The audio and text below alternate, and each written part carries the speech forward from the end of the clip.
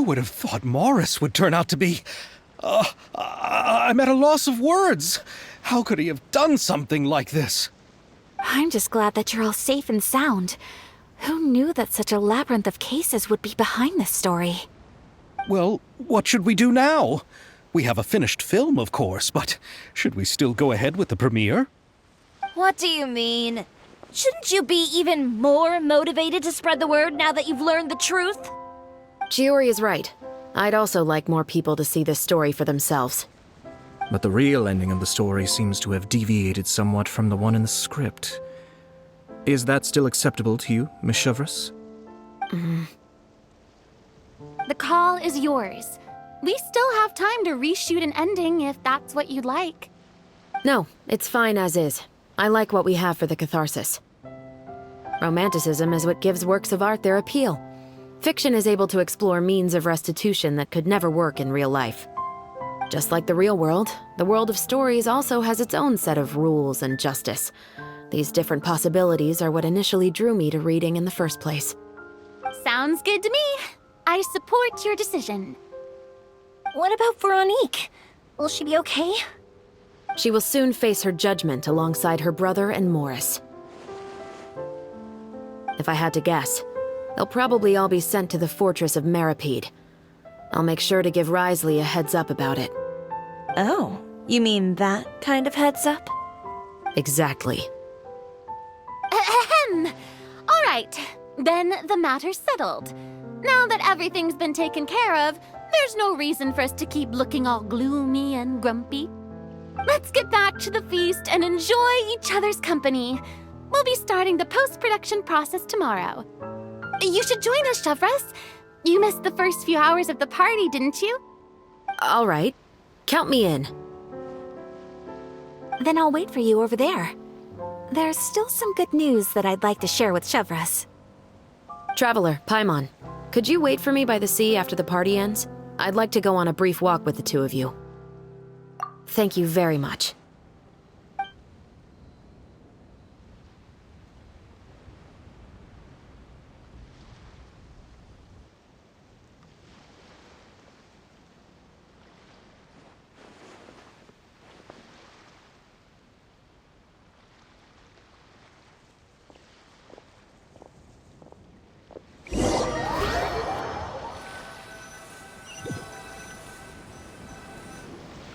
Sorry for the wait. Oh, we weren't waiting long at all. Is there something else you wanted to tell us? No, I don't have anything new to share.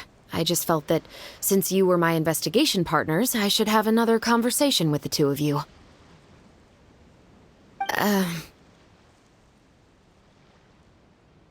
Traveler, how would you have responded to Baptiste's request if you were in my shoes? Is that so? Well, thanks for sharing. When I was young, my father often took me here to swim.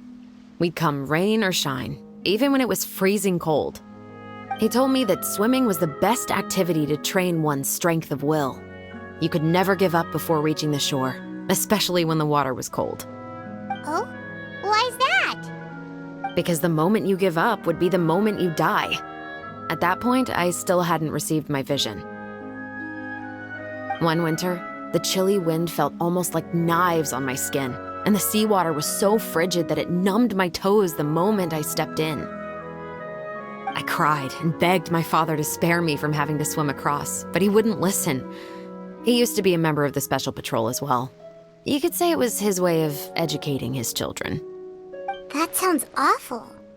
When he saw that I wouldn't stop crying, he just picked me up and tossed me into the icy water. The bone-chilling cold took away my senses. I couldn't feel anything but fear and rage. I waited for my father to save me, but one look and I knew he'd already started swimming for the opposite shore. I realized that if I were to give up, I really would die right then and there. I used all of my strength to try and catch up to my father. Those few minutes felt longer than my whole life up until that point. I did, however, make it to the other side. I've never felt afraid about anything in my life after that. nor have I ever cried again. That way of teaching would have never worked on Paimon. Yeah, I don't think that was the right method for anyone. It's just that, working now as I am in the pursuit of justice, I still sometimes feel like I've been tossed into that winter sea all over again. The anger and the helplessness. Chevreuse. But the worse I feel, the more I know to never give up. The alternative would be to forever lose myself among the waves. Anyway, how about a race? Neither of us will drown, but we can still see who swims faster. You guys go ahead! Paimon will grab the clapperboard to mark the start of the race.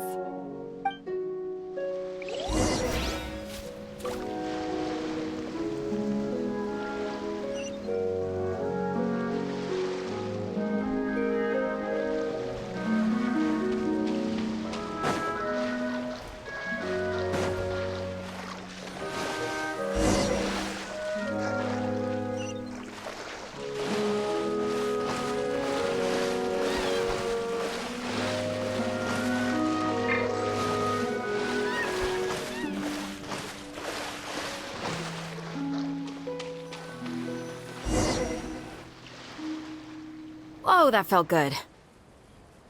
You were so fast in the water, Chevreuse. You were swimming even faster than Paimon can fly. So, about the special patrol. Did you join because of your dad? Partly, but I'd say I was more inspired by the heroes I read about in stories growing up. Oh, so it's due to your love of stories. Of course, it was only after I joined the Special Patrol that I learned that truth is often stranger than fiction. Come on, let's walk a bit more.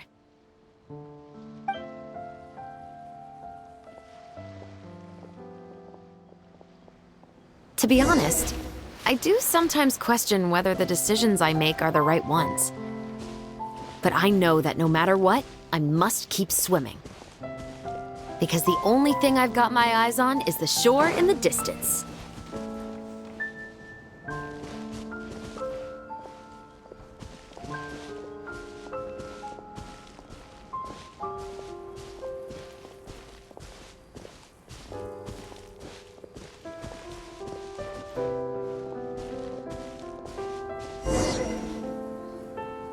Thank you for coming on this walk with me.